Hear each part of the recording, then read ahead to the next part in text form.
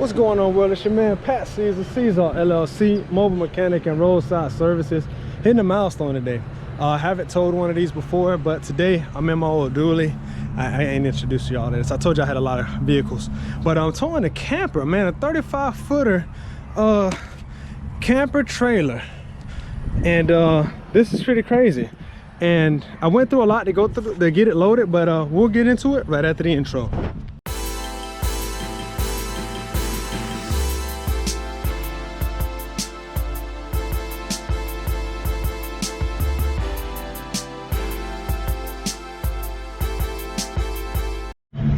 So this isn't my normal thing. I gotta load up these stairs. This gentleman called me, asked me if I could hook him up. I said yeah.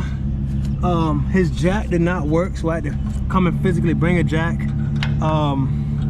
Chains are hooked up. Propane tanks are good. Let me load this thing up real quick. Set the camera down.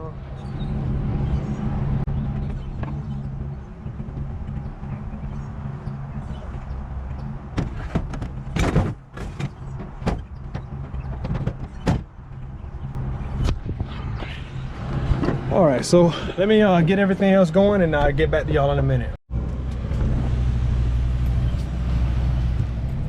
Yeah, this ain't my everyday, but I'm always down to take on a new challenge and always down to help out. And so, you know, it's just a quick video, man, that, and I'm watching out my rearview mirror, my side views, because, you know, this stands a little bit, it's old.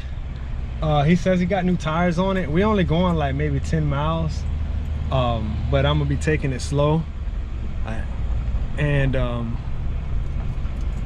What I wanted to talk about is just stepping out of your comfort zone. You know, one of my mentors, man, told me, he's like, Patrick, if you can learn how to serve more people, you can make more money. If it's all about the money, then all you need to do is serve more people. You know, wants versus needs, supply versus demand. It's a very, very simple equation. I don't always do it for the money.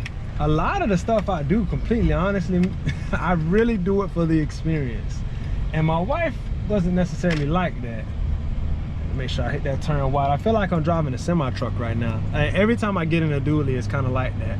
Which, even at that, my dually is a bit of a stretch for me. I don't really drive this thing. I mean, it's no different than driving my tow truck, but I really just don't pull this thing out that much unless it's something like this that I need to move that's big.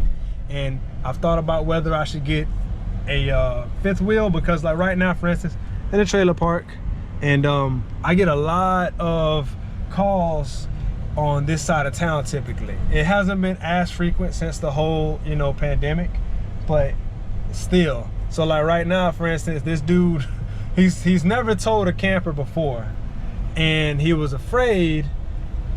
Let's see, make sure I turn wide. Make sure you watch those turning angles. That's all that it comes down to.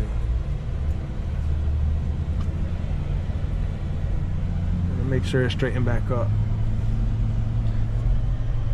I guess you can't really see it out the side of your mirror like that, but it's just making sure you're safe with what you're doing, but getting out of your comfort zone. This dude had never towed a camper before. He bought it to live in it, and then ended up abandoning the ideal and buying a house. The crazy part is, ironically, I run my neighborhood every morning, and I saw this truck. I saw his truck, and he's got a 1500. And I say, man, I can't believe buddy sold his house.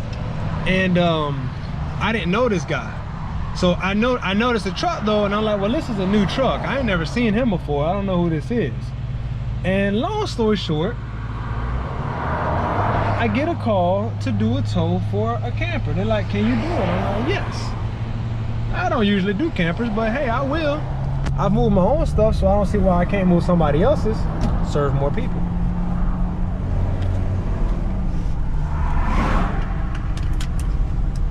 And either way, as me and the guy talking, I look at the truck, and I didn't even put the two and two together. But I'm like, hey man, where is this thing going? And he tells me, I'm like, man, it's so crazy. That's like 2 blocks away from my house. He's like, no kidding. I'm like, yeah. Like, I run the neighborhood every morning and I saw your truck. And I noticed that it wasn't the guy who lived there before. Now, there's a lot of old people around where I live. Like I say, I live, you know, I'm surrounded by cow pastures and I live in a small subdivision. And so, long story short, it's gonna be a beginning to a beautiful relationship and a possible new career. Because it's not really hard to load up a camper. If you've ever loaded up a trailer,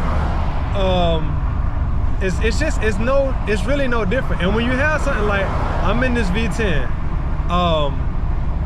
I really can't even feel this thing back here, to be honest with you. And he said that he loaded it because he loaded it with everything from his last house so he could move down smoothly. I would love to have a turbo diesel.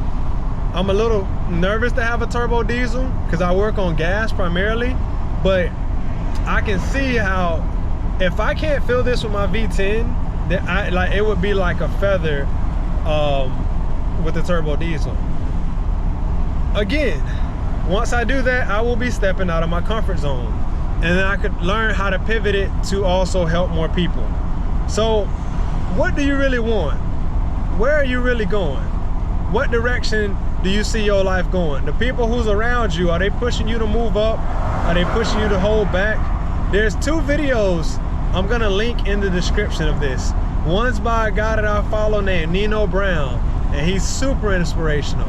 And he made a video pertaining to the same thing. That not about, you know, stepping out of your comfort zone, but just watching the people that you're around. And the other one is by a gentleman named Young Pharaoh, who I also very, very closely follow, man. It's really inspirational and informational. And he made a video not too long ago about knowing your values and knowing what you're worth. And, you know, basically vibrating towards a frequency that's gonna either expand you or contract you. I'll link those down below. I gotta find them and save them. But at the end of the day, it's all about progression. It's all about growth. That's first and foremost. Well, health and faith, or not faith, health and consciousness is first and foremost, but you get what I'm saying. Stepping outside of your comfort zone and figuring out what it is that you need to do and where it is that you fit in, and, you know, all that good jazz. Knowing your value and then putting yourself in a situation and around people who are trying to help evolve you, not trying to bring you down. I'll end it on this because I had this conversation today that I ran into an old buddy who drives semi-trucks. And I told him I want to get my CDL, but I'm a little nervous. And he's like, why? I'm like, because I've never driven, get this mask out of the way. I've never driven a big truck. It just seems so intimidating. He's like, Pat, listen, man, if you could drive regular dually like you're driving, you could drive a big truck. It's the same thing. And that's encouragement. That's what I'm talking about. I know so many people, even in my immediate family, who don't necessarily try to bring you down, but they also won't lend a hand to help you get up. And you know, it is what it is. I ain't tripping on it. I'm just saying that it sucks. It sucks. It shouldn't be like that. But that's why you got to step out of your comfort zone. You can't wait for people to give you acknowledgement. You can't wait for people to tell you, you know, what you can and can't do. You just got to go out and make it happen. And know your value, know your worth, and not be afraid to step out of your comfort zone to get to a desired level of integrity or whatever that you want to reach. So with that being said, my gente, just keep on pushing, keep on moving, man. Keep on stepping out of your boundaries and stepping out of your comfort zone to be the very best that you can be. And until next time, mi gente, be from Mondayrationale siempre.